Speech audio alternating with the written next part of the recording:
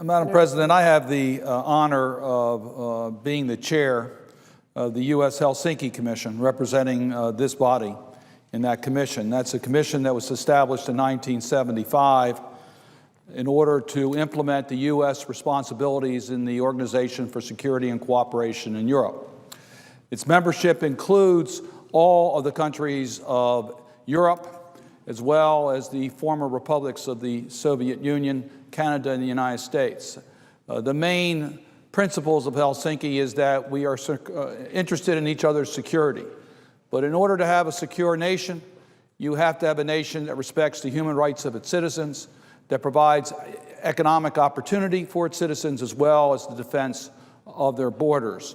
We also have partners for cooperation, particularly in the Mediterranean area, that use the Helsinki principles in order to try to advance security in their region. During this past recess, I took the opportunity to visit that region on behalf of the U.S. Helsinki Commission. I was joined by several of our colleagues in looking at the current security issues. Our first visit was to Israel, and our main focus, quite frankly, was in Syria, as to what is happening today in Syria. In Israel, we had a chance to meet with the Israeli officials, and it was interesting as to how many brought up the concerns about Syria.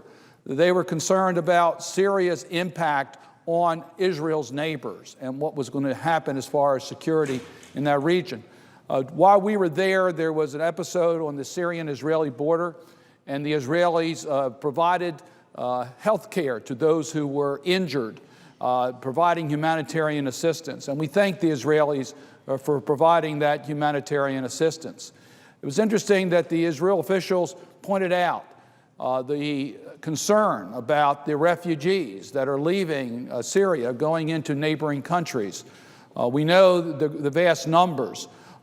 There's almost 1 million Syrians who have left Syria because of the humanitarian concerns for other countries. About 250,000 have gone to Jordan, about 280,000 are in Lebanon, 281,000 in Turkey, another 90,000 in Iraq, and 16,000 in Egypt.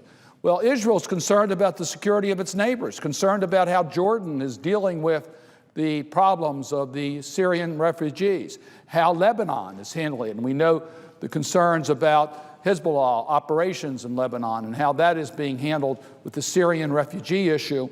We had a chance to travel to Turkey when we left Israel. We met first with the Turkish officials in Ankara, and we got their account as to what was happening in Syria and what Turkey was doing about that.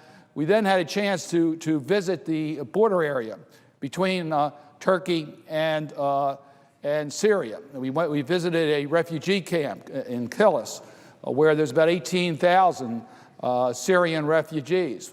We also had a chance to meet with the opposition leaders that were in that camp, as well as later when we were in Istanbul meeting with the opposition leaders from Syria. I mention that all because the humanitarian crisis is continuing in the country of Syria. This Assad regime is turning on its own people. Over 70,000 have been killed since the Arab Spring started in Syria. While we were there, the Assad regime used Scud missiles against its own people, again, killing Syrians, killing a lot of innocent people in the process. This is a humanitarian disaster.